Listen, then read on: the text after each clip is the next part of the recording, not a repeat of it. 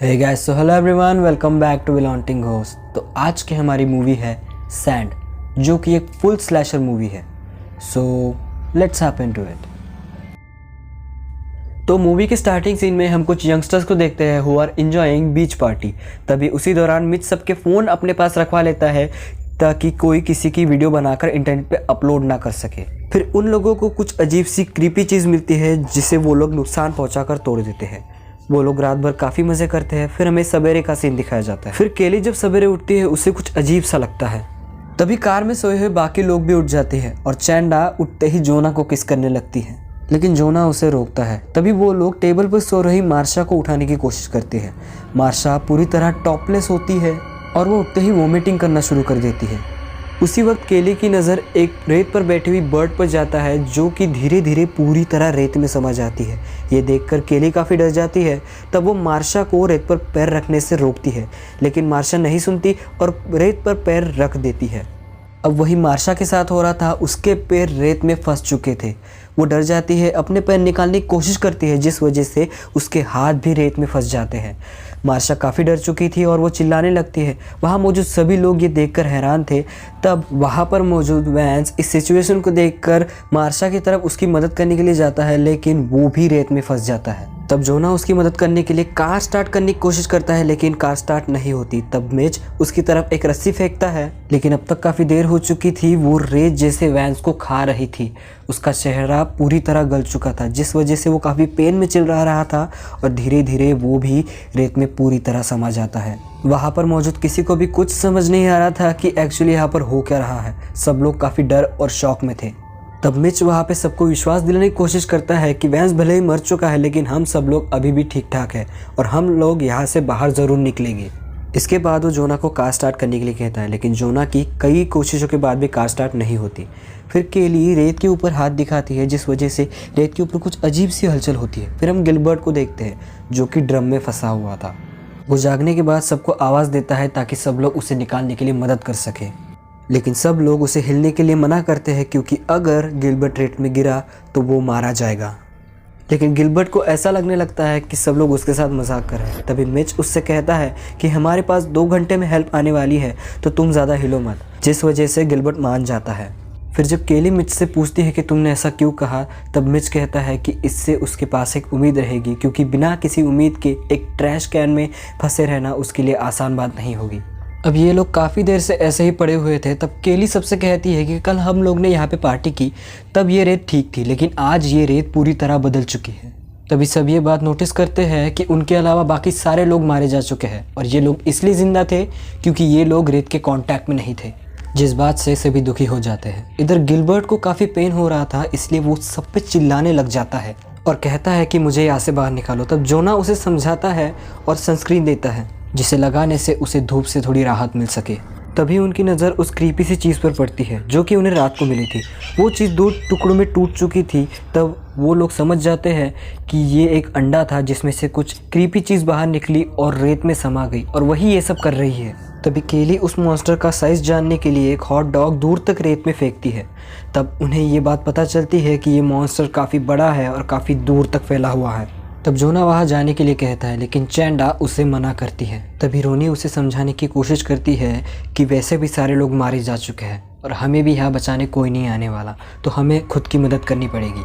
तभी जोना Surf board की मदद से आगे बढ़ने की कोशिश करता है और उसका ये आइडिया काम भी करता है, लेकिन जब वो टेबल के पास पहुँचता है तब उसका सर्फ बोर्ड खिसकने लगता है, जिस वजह से वो नीचे झुकने लगता है। तब कुछ क्रीपी से टेंटिकल्स रेत में से बाहर आते हैं जो उसके पेट पर हमला करते हैं, लेकिन वो किसी तरह चढ़ जाता है।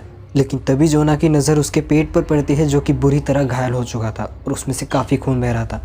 ये सब देखकर उसके बाकी दोस्त भी डर जाते हैं, लेकिन फिर भी वो उठकर वहाँ के बैग्स चेक करता है और उसे कुछ खाने की चीज़ें मिलती हैं। तब वो एक केला खाने की कोशिश करता है, लेकिन उसे वॉमिटिंग होना शुरू हो जाती है। तब वो नोटिस करता है कि उसका पेट काफ़ी बुरी तरह सड़ रहा होता है। उसके पेट में छाले आ चुके थे। अब तक जोना भी काफ़ी डर जाता है, लेकिन केली उसका हौसला बढ़ाकर उसे बैग में मौजूद सामान सबको देने के लिए कहती है। अब जोना सबकी तरफ कुछ न कुछ खाने की चीज़ें थ्रो करने लगता है, लेकिन उसके पेट के छाले भी काफ़ी बढ़ने शुरू हो चुके थे। और जब वो मिच की तरफ कुछ खाने की चीज़ें थ्रो करता है तो उसके पेट में खिंचाव पड़ने की वजह से ब्लीडिंग और भी ज़्यादा बढ़ जाती है, जिस वजह से वो काफ़ी पेन में तड़पता है और वहाँ टेबल पर ही सो जाता है। तभी जोना केली से ये बात कन्फेस करता है कि वो उससे काफ़ी ज़्यादा प्यार करता है, जिस बात से केली भी इमोशनल हो जाती है। तभी सबको अपना फ़ोन याद आता है जो कि कार की डिक्की में पड़ा हुआ था, जिसे निकालने के लिए उन्हें नीचे उतरना पड़ेगा। लेकिन वो किसी तरह डिक्की को खोलने की कोशिश करती है, लेकिन इसमें वो लोग नाकाम रहते हैं। तब वो चैंडा की मदद से चाबी लेकर डिक्की खोलने की कोशिश करती है। कॉन्ग्रेचुलेशंस, डिक्की खुल भी जाती है, लेकिन पूरी तरह नहीं। वो उसकी बॉडी में फंस रही थी, इसलिए पूरी तरह नहीं खुल पा रही थी। तब रोनी चैंडा से कहती है कि मुझे वहाँ पर खड़े रहने के लिए कुछ सपोर्ट चाहिए। तभी चैंडा उसे एक ब्लैंकेट पकड़ाकर उसकी मदद से कोशिश करने के लिए कहती है, लेकिन फिर से एक बार वो लोग नाकाम रहते हैं। तब केली उसे एक फिश कैचर की मदद से डिक्की खोलने के लिए कहती है और इस बार वो लोग कामयाब भी रहते हैं। तभी वहाँ पर बीच पेट्रो के सुपरवाइज़र की कार आती है, जिसकी आवाज़ सुनकर रोनी का ध्यान भटक जाता है और वह गिर जाती है और उसकी उंगली डिक्की में फंसकर टूट जाती है। तभी गिलबर्ट, मिच और केली उस ऑफिसर को गाड़ी से उतरने के लिए मना करती है और उसे कुछ चीज़ें समझाने की कोशिश करती है, लेकिन वो उनकी एक नहीं सुनता और उसे ऐसा लगता है कि सबने ड्रग्स ले रखी है। उनके मना करने के बावजूद वो ऑफिसर कार से उतरता है और ये सब देख के बाकी सभी लोग हैरान हो जाते हैं कि वो ऑफिसर अब तक सेफ कैसे है। फिर वो ऑफिसर जोना के पास पहुंचता है और उसकी हालत देखकर हैरान रह जाता है। बाद में ऑफिसर गिलबर्ट को निकालने की कोशिश करता है, लेकिन वो अकेला इंसान क्या उसे निकाल पाता। फिर वो गिलबर्ट से कहता है कि हमारी पूरी टीम आएगी और तुम यहाँ से बाहर निकलेगी। फिर बाद में वो रोनी के पास पहुँचता है और उसकी टूटी हुई उंगलियाँ देखकर बाकी सब पे काफ़ी गुस्सा होता है कि क्यों उसकी कोई मदद नहीं कर रहा, जिस बात से केली भी उस पर भड़क जाती है। तब वो ऑफिसर उसे छोड़कर केली के पास आता है। तब केली उसे समझाने की कोशिश करती है कि हमारे पहले ही 2 दोस्त मारे जा चुके हैं। ये सुनकर ऑफिसर उसे उनकी डेड बॉडी के बारे में पूछता है। फिर केली उन्हें बताती है कि उन दोनों को रेत ने खा लिया है, जिस बात से ऑफिसर भी गुस्सा हो जाता है और मिच और केली को नीचे बुलाता है। लेकिन केली उनसे कहती है कि ये उन दोनों के लिए सेफ नहीं है, लेकिन वो सुपरवाइज़र नहीं मानता और अपनी गन निकालने की कोशिश करता है। तभी उसकी चाबी नीचे गिर जाती है, लेकिन केली उसे उठाने के लिए मना करती है। फिर भी वो रेत में हाथ डालकर उसे उठाने की कोशिश करता है, जिस वजह से उसका हाथ भी वहीं फंस जाता है।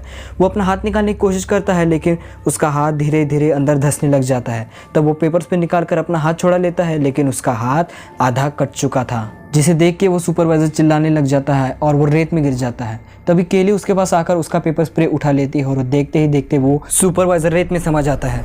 फिर मिच कहता है कि मुझे टावेल्स चाहिए, क्योंकि उसने देखा कि जूतों की वजह से ऑफिसर बचा हुआ था, इसलिए वो टावेल्स कैच करने के लिए आता है, लेकिन रेलिंग गिर जाने की वजह से वो नीचे गिर जाता है।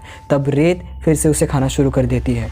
उस रेत में से कुछ क्रीपी से टेंटिकल्स बाहर आता है, जो कि मिच को जैसे चूस रहे थे और देखते ही देखते पूरी रेत उसे खा जाती है। ये देख बाकी उसके दोस्त काफ़ी दुखी हो जाते हैं, लेकिन केली हिम्मत दिखाती है और चैंडा को रेलिंग उठाने के लिए कहती है। वो और एक रेलिंग उसकी तरफ फेंकती है और खुद भी कार में कूद जाती है। कार में पहुँचते ही वो चैंडा को एक ज़ोरदार घूसा मारती है, क्योंकि उसने ही रात को जोना को बहकाया होता है। फिर वो डिक्की में फंसी रोनी की उंगलियां निकालने की कोशिश करती है और इसमें वो चैंडा की मदद से सफल भी रहती है, लेकिन रोनी को अब भी काफ़ी पेन हो रहा था और वो चिल्ला रही थी। फिर केली उसके हाथ में एक टॉवेल लपेट देती है, जिससे उसकी ब्लीडिंग रुक सके। इधर दूसरी तरफ गिलबर्ट की हालत बद से बदतर होती जा रही थी। इतनी देर से ट्रैश कैन में फंसे होने के कारण उसकी ब्लीडिंग शुरू हो जाती है, जिससे रेत में टेंटिकल्स उससे अट्रैक्ट होना शुरू हो जाते हैं। इधर केली चैंडा की मदद से रेलिंग रेत में डालकर जोना तक पहुंचने का रास्ता बना लेती है। चैंडा जोना के पास पहुंच जाती है। फिर रोनी और केली आने की कोशिश करती है, लेकिन रोनी केली से कहती है कि पहले तुम जाओ, क्योंकि मेरे हाथ में जो ब्लड है वो अगर रेत में गिरा तो उससे टेंटिकल्स हमसे अट्रैक्ट होंगे। इसलिए केली पहले जाती है और वो जोना तक पहुंच जाती है। फिर रोनी जाने की कोशिश करती है, लेकिन बदकिस्मती से उसका ब्लड रेत में गिर जाता है, जिसकी वजह से वो अपना बैलेंस खो देती है और वो रेत में गिर जाती है और वो मारी जाती है। फिर दूसरी तरफ हम देख पाते हैं कि गिलबर्ट के कैन की तरफ काफ़ी सारे टेंटिकल्स अट्रैक्ट हो रहे होते हैं, क्योंकि उसकी ब्लीडिंग बढ़ जाती है।